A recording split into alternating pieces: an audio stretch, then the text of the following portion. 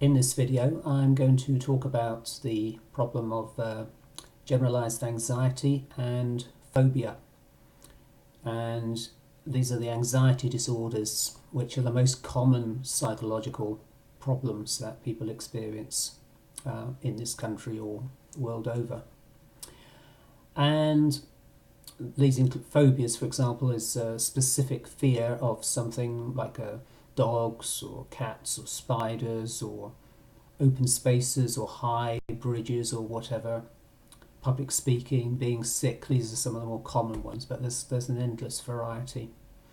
And a generalized anxiety disorder is where there's just a sort of a background of anxiety going on, like a dark cloud hanging over you more or less all the time. And these are very common problems, and they're much more disabling than people who don't have them realise. So, for example, someone who's afraid of high bridges, and their quickest route to work is across a high bridge. Those people will go miles out of their way every single day on their way to and from work to avoid going across that high bridge, and they'll waste hours of their time, and they'll spend huge unnecessary quantities of money on petrol just because they will not take that quickest route. Or they might go miles out of their way to avoid every dog in their neighbourhood, and they'll know where they all live. And another thing about phobias is it's an embarrassing problem, and it's embarrassing when people get to know that you've got a phobia and they start giving you well-meaning advice. And they say, that bridge has stood there for 100 years, it's not going to fall down, or that's a good dog, he's not going to bite you, he's never bitten anybody. And when the person is a mile away from the dog or the bridge, that all sounds very sensible. But when they're on the bridge, they feel like it's going to fall down under them, or they're going to fall off it. And when they're face to face with the dog, they think he's going to bite them, and all the good advice they've been given just flies out the window. It means absolutely nothing. Okay, so that kind of empty talk is not what these people need. It's not what you need if you have a phobia or anxiety problem. What you need is a technique or set of techniques that enable you to, as it were, get your hand on the gear lever of your own emotions and change gears and bring your emotional level down to a nice calm level where you're in control of everything and you've got no heart palpitations or sweating or muscle tension or trembling or anything like that. And you're in control of your body, and you're also you'll be in control of your own thinking.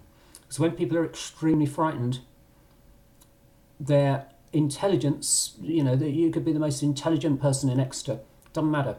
Your intelligence flies out the window when you're in a state of panic.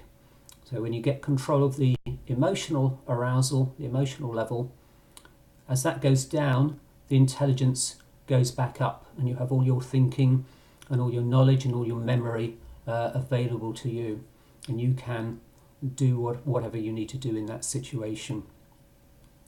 So that's where hypnosis comes in.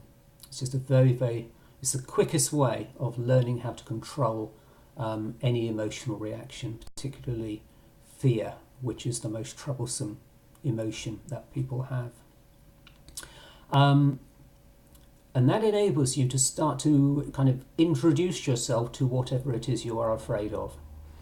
So if it was bridges, you start with the smaller bridges, lower bridges, and then you gradually work your way up to the highest bridge that you might need to go across, and until you get used to that as well. It's a gradual process, step by step. Rome wasn't built in a day, as they say. There's no good throwing people in at the deep end. Some people have had that unpleasant experience of, somebody's afraid of water, so somebody takes them to the swim bath and just literally chucks them in. And that generally makes people worse. You need a gradual approach, okay? And hypnotherapy is a way of facilitating that. So getting over a phobia does involve some effort from you, but the effort that you make can be applied a lot more effectively with that extra tool of hypnosis.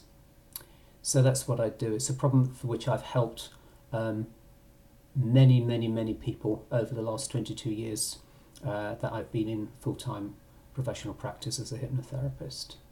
So if you have this kind of problem, I've mostly talked about phobias here, but also generalized anxiety as well, I can help you with. If you have this kind of problem, or if you know someone who has and whom you think might benefit, you can contact me through the contact form or by telephone, both of which you'll find here on the website. And I look forward to hearing from you and to helping you if you have this kind of problem.